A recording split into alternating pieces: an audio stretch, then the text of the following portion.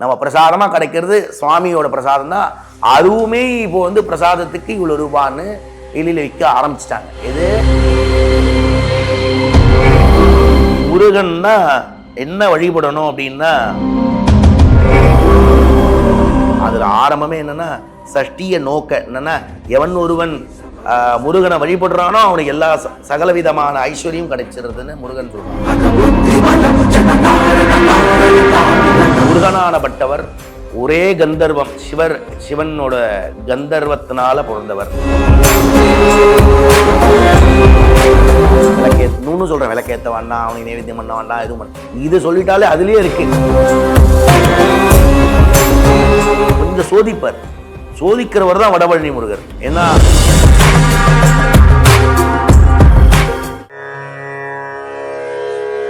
ஸ்ரீராம் குருஜி பக்தி நேயர்களுக்கு வணக்கம். நம்ம தொடர்ந்து விரதங்களை பற்றியோ இந்த மாதங்கள்ல வரக்கூடிய விசேஷ நாட்களை பத்தி நம்ம குருஜி ஐயா கிட்ட கேட்டு தெரிஞ்சுட்டு தான் வரும். இப்போ அதனை தொடர்ந்து வந்து பாத்தீங்கன்னா சஷ்டி விரதம் எப்படி இருக்கலான்றத குருஜி ஐயா கிட்ட கேட்டுக்கலாம்.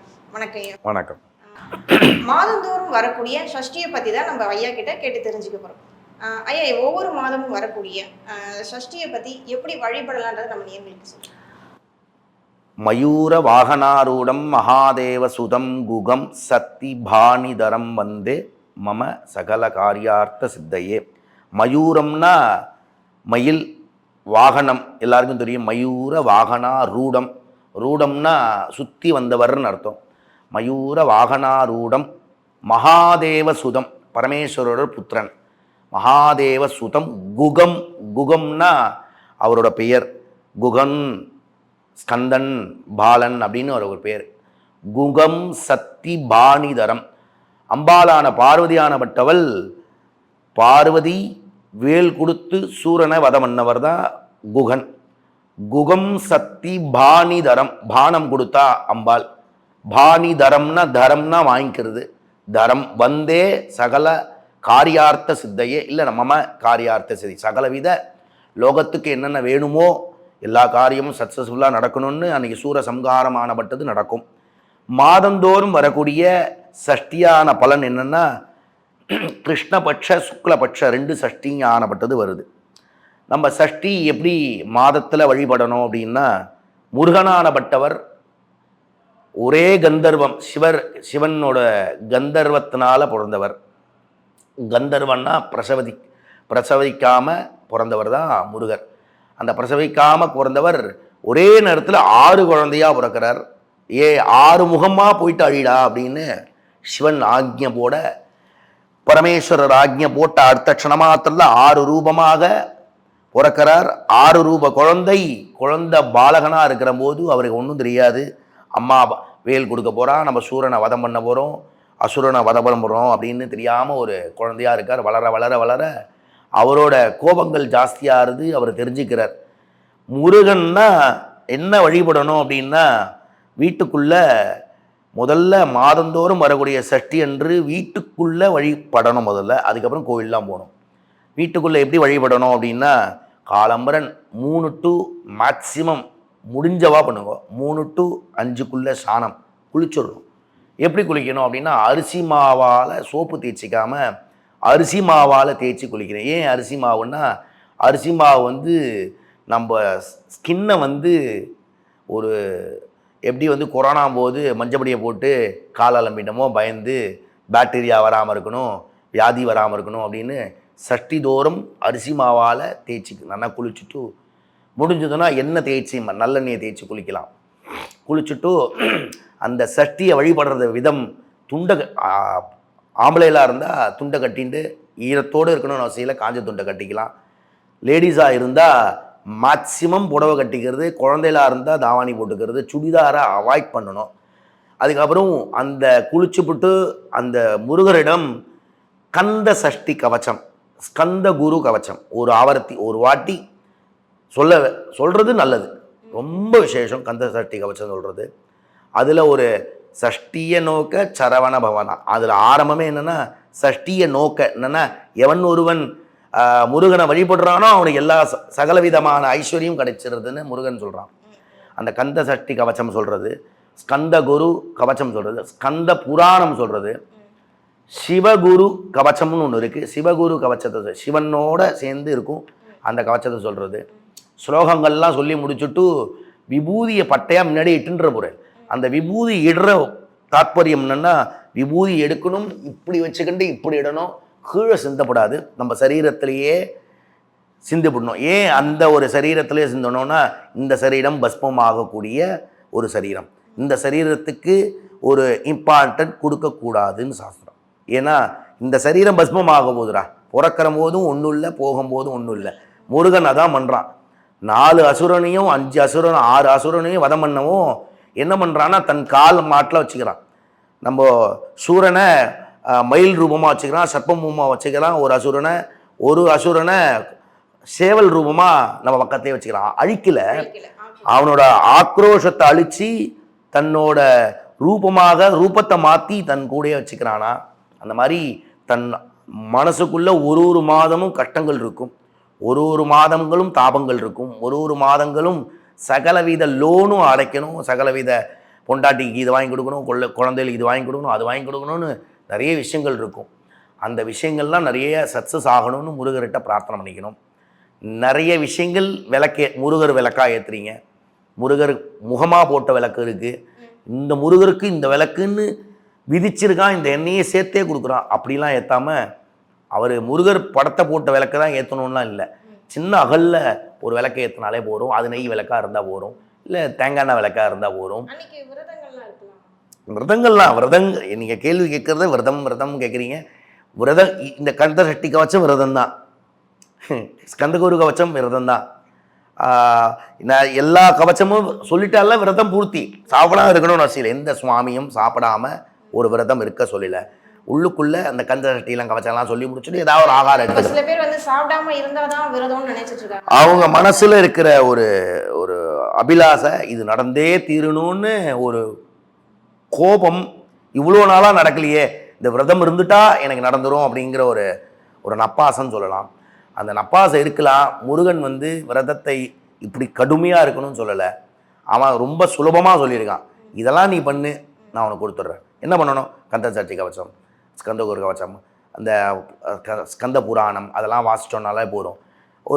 அவனுக்கு நைவேத்தியம் என்னன்னா, அவள் நல்லா பாலில் ஊற வச்சு, நல்லா ஒரு அவலில் ஊற வச்சு சர்க்கரையை போட்டு, இல்லை சர்க்கரை போடலாம், நாட்டு சர்க்கரை போடலாம், அதில் ஒரு 4 வஸ்து இருக்கணும், நட்ஸ் இருக்கணும்.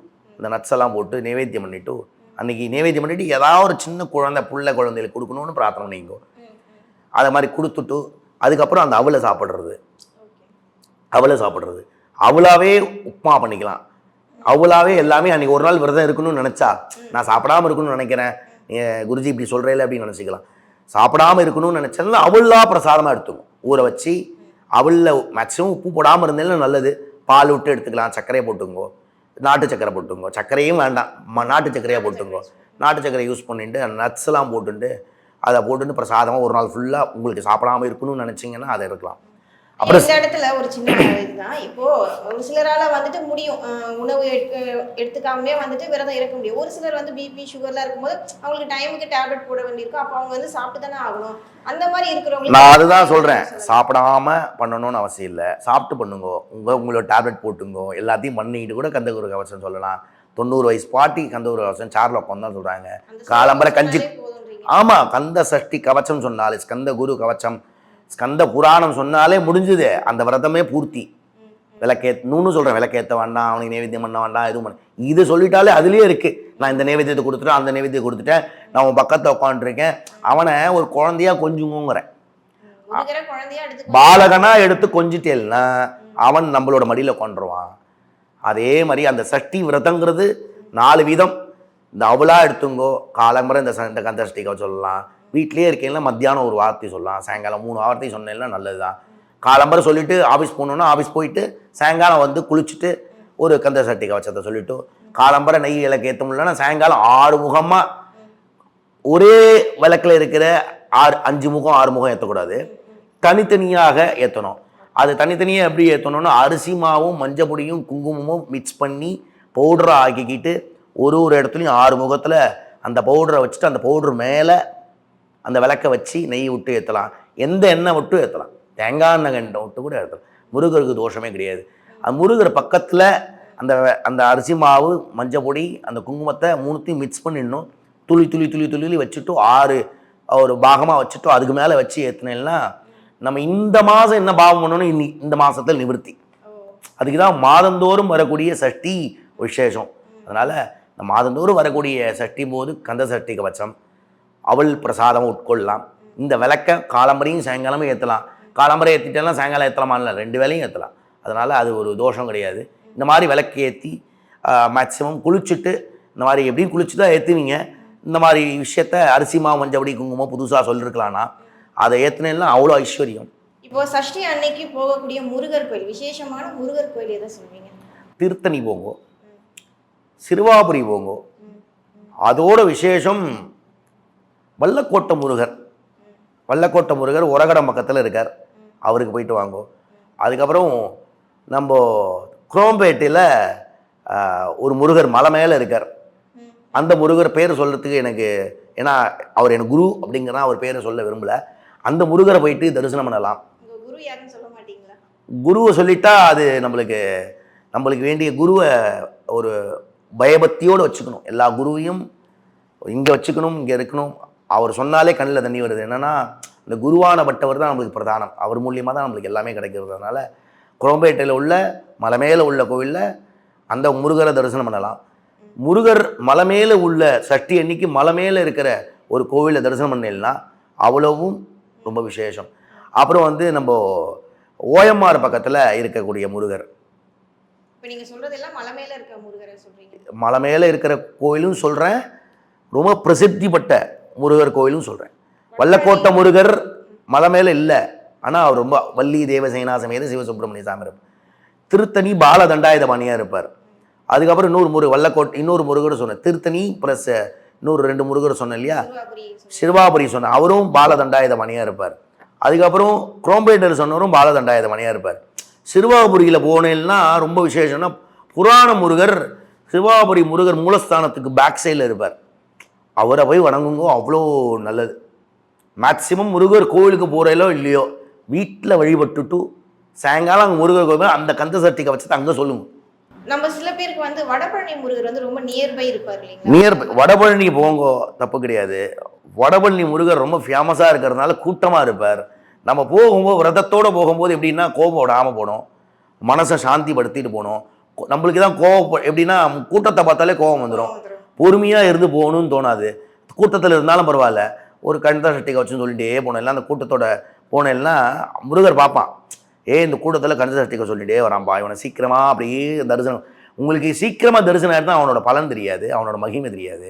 கூட்டத்தில் நின்று பொறுமையாக போவேன்னா நம்ம இந்த கோயிலுக்கு போங்க, வடபழனி முருகர் கோயில் போங்க. எல்லா கோயிலும் கூட்டம் இருக்கும், கொஞ்சம் சீக்கிரமாக போயிடலாம். அங்கெல்லாம் இங்கே என்ன ரொம்ப பிரசித்தியாக இருக்கார் அவர் வடபழனி முருகர். என்ன பண்ணுவாருன்னா நின்று நம்மளுக்கு தரிசனம் கொடுப்பார். வடபழனி முருகர் கொஞ்சம் சோதிக்கிறவர் தான் வடபழனி முருகர். ஏன்னா ஆனால் அந்த முருகரை பார்த்துட்டேன்னா ஊரில் இருக்கிற சினி ஃபீல்டில் இருக்கிற அவ்வளோ மக்களும் அங்கே இருக்கா, பெரிய பெரிய பணக்காரும் அங்கே இருக்கா, எல்லா சம்மந்தப்பட்ட ஒரு மக்களும் அங்கே போகிறா. ஏன்னா அந்த முருகர் ரொம்ப பவர்ஃபுல்லானவர். அங்கே போனேன்னா ஒரு குருக்கள் இருக்கார், அவர்கிட்ட அவர் கயிறு கொடுப்பார். முருகர்கிட்ட சாத்தன கயிறு இருக்கும், அந்த கயிறை வாங்கி கட்டிக்கலாம். அது ரெட்டோ பச்சையோ அந்த கேள்வி கேட்டுறாதீங்க, எந்த கலரில் கொடுக்குறாரோ அந்த கலரில் வாங்கி சாப்பிட்டீங்க. அதுக்கப்புறம் முடிஞ்சதுன்னா அதுவும் பணம் தான் கொடுத்து வாங்கணும். நீங்கள் எதுவுமே பிரசாதமாக கிடைக்காது.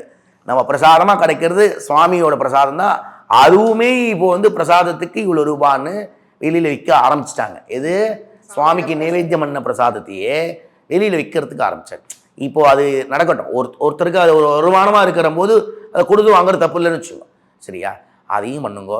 அதுக்கப்புறம் முடிஞ்சதுன்னா குருக்கள்கிட்ட கேட்டு சுவாமி சாத்தின்ற கோமணம், வடபழனியில் உள்ள சுவாமி சாத்தின்ற கோமணத்தை வாங்கி வீட்டில் வச்சுட்டேன்னா சகலவித பூர்வ ஜென்ம பாபம் போகும். எந்த கோயிலும் கொடுக்க மாட்டான். பழனி போனால் கூட இந்த கோமணம் கிடைக்காது. நீங்கள் இங்கே காவியில் பார்த்தேன்னா அந்த கோமணம் கிடைக்கும். அந்த கோமணத்தை சாத்தின முருகர் கோமணத்தை யாருக்கும் கொடுக்க மாட்டாங்க. கொஞ்சம் ரிக்வஸ்ட் பண்ணி கெஞ்சி கூத்தாடி அவர்கிட்ட வாங்கிட்டேன்னா அதுக்கு பணம் கொடுக்க வேண்டாம். குருக்கள்கிட்ட போனேன்னா எனக்கு இது வேணும் ஏன்னு கேட்டேன்னா அடுத்த செகண்ட் கொடுப்பார். ஆனால் அதுக்கு வழிபாடும் சொல்லுவார். அந்த வழிபாடையும் செஞ்சு அதை பண்ணுங்கோ. சகலவித பெரிய ரகசியம் நான் இது ஒன்று சொல்லியிருக்கேன். என்னென்னா கோமணம் அப்படிங்கிறது வடபழனியை பற்றி கேட்டீங்க. அதை நான் சொல்ல வேண்டான்னு ஸ்கிப் பண்ணலாம் பார்த்தேன், நீங்கள் கேட்டுட்டே அதை பற்றியும் நம்ம சொல்லிட்டோம். வடபழனியில் இவ்வளோ விசேஷம் இருக்குது. அதனால் அந்த விசேஷத்தை நம்ம ஆட்கொள்ளணும். சஷ்டி விரதம் இருக்கிறதோ இல்லையோ, சஷ்டி அன்று மாதம் கூட வரக்கூடிய சஷ்டி, கிருஷ்ணபட்ச அமாவாசை கஞ்ச சஷ்டி, இந்த பௌர்ணமி கழிஞ்ச சஷ்டி, 2 சஷ்டியுமே நம்ம இதை வழிபாடு பண்ணலாம். மாதந்தோறும் அழக்கூடிய சஷ்டி அன்று இது பண்ணலாம் அப்படின்னு நம்ம சொல்லியிருக்கோம். இதெல்லாம் பண்ணுங்கோ. வடபழனி கோயிலுக்கு போங்கோ. அந்த கோமணம் கிடச்செடுத்து மக்கள் எல்லாருக்கும் கிடச்செடுத்து அப்படின்னா அந்த கோமணத்தை வாங்கினவா கிடச்சவா கயிறு கட்டிண்டவாலாம் நம்மளுக்கு மெசேஜ் போடுங்கோ. ஏன்னா மெசேஜ் போட்டேன்னா நம்மளுக்கு அவ்வளோ சந்தோஷப்படுவோம், ஆனந்தப்படுவோம். ஒருத்தர் நம்ம ஒரு வீடியோ போட்டும்போது ஒரு மெசேஜ் போட்டிருந்தார். என்னன்னா, சிவனை பற்றியோ இல்லை முருகரை பற்றியோ பேசும்போது நான் நினச்சிட்டு இருந்தேன், முதல் நாள் சிவனோ முருகரை பற்றி பேசும்போது எனக்கு கனவு வந்தது. அந்த கனவு வந்த அடுத்த செகண்ட் நீங்கள் இந்த உங்களோட வீடியோ பார்க்குறேன், உடம்பு செலுத்துறது அப்படின்னு. எங்கேருந்து எந்த நாட்டிலேருந்து போட்டான்னு தெரில. அவருக்கு பரிபூர்ண கிருபை எல்லோருக்கும் முருகர் கொடுக்கட்டும். எல்லா வித காரியமும் நல்லபடியாக நடக்கட்டும். நம்ம சப்ஸ்கிரைபர் எல்லோருக்கும் நல்லது நடக்கட்டும். இதை கேட்க கேட்க ஒரு விஷயமா நிறைய பண்ணிட்டு இருக்கேன். அது எல்லாமே நடக்கட்டும், நல்லாவும் இருக்கும். இன்னும் நிறைய விஷயங்கள் நம்ம சொல்ல போகிறோம். அதை நல்லா கேட்டுண்டு ஒரு மாத திதியோட ஒரு கடவுளோட மகிமையை சொல்லிட்டு இருக்கிறதுனால அதை மகிமையை கேட்டு செஞ்சுக்கணும், பண்ணிக்கணும், ஆட்கொள்ளணும் அப்படின்னு நம்ம கேட்டுக்கிறோம்.